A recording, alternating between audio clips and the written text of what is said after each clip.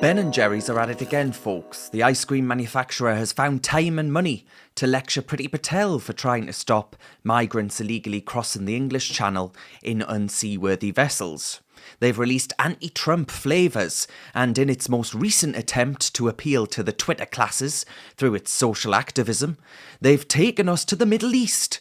The ice cream producer revealed that they'd stop sales in the occupied Palestinian territory, as we believe, they said, it's inconsistent with our values for our product to be present within an internationally recognised illegal occupation. So let's just have a watch of this interview in which the journalist for Axios on HBO quizzes the founders of the overpriced gloop, better known as Ben Cohen, and his co-founder, Jerry Greenfield. Disagree with the Israeli government policy, why not just stop sales completely? Well, I disagree with the U.S. policy. We couldn't stop selling in the U.S. I think it's fine to be involved with a country, to be a citizen of a country, and to protest some of the country's actions. And that's essentially what we're doing in terms of Israel.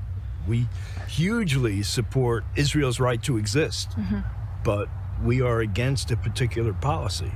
You guys are big proponents of voting rights. Why do you still sell ice cream in Georgia? Texas, abortion bans. Why are you still selling there?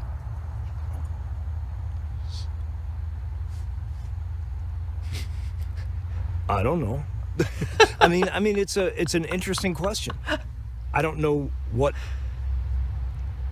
that would accomplish. We're working on those issues of voting rights and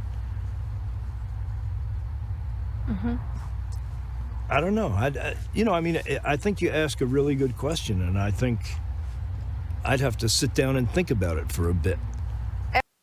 Yeah, because money is involved, right? I go back to that quote they said about Israel. We believe it's inconsistent about the occupied Palestinian territory. They said, we believe it's inconsistent with our values for our product to be present within an internationally recognised illegal occupation. I repeat, right, against their values. So this journalist mentions the fact that the ice cream being sold in Georgia and Texas, where they're supposedly going against Ben & Jerry's so-called values. Why have they not stopped selling there? And it comes down to the fact, well, of course, they make a hell of a lot more money in those US states than they would in the occupied Palestinian territories selling Ben & Jerry's ice cream. I think there are precious few interviews I've watched that have gone as horrendously bad as that one did. And this is someone that supports the socialist Bernie Sanders, and he looks a little bit like Bernie Sanders too, I must say. But when asked, to put that into context, when asked why it's selling ice cream in Georgia and Texas, despite its supposed values being incompatible with those states, the calorific co-founder simply cannot answer. And if you ask me, this exposes beautifully the hypocrisy of a purportedly social justice activist company, a company that puts its values first over its profit margins first. This is owned by Unilever.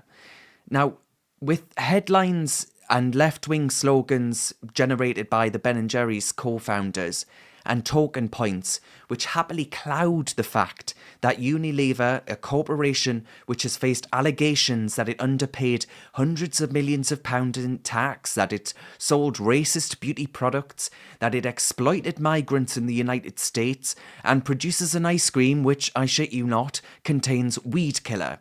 It's a useful woke screen, folks, to be able to talk about wackery and wokery and all these other things that distract from the fact that Unilever is up to all of this stuff.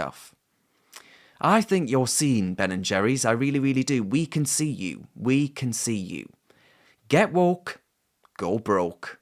Thank you so much for watching this video. Reasoned is a grassroots organisation that's entirely funded by people like yourself. So if you're in a position to do so, please do consider supporting us by clicking the link to the side there.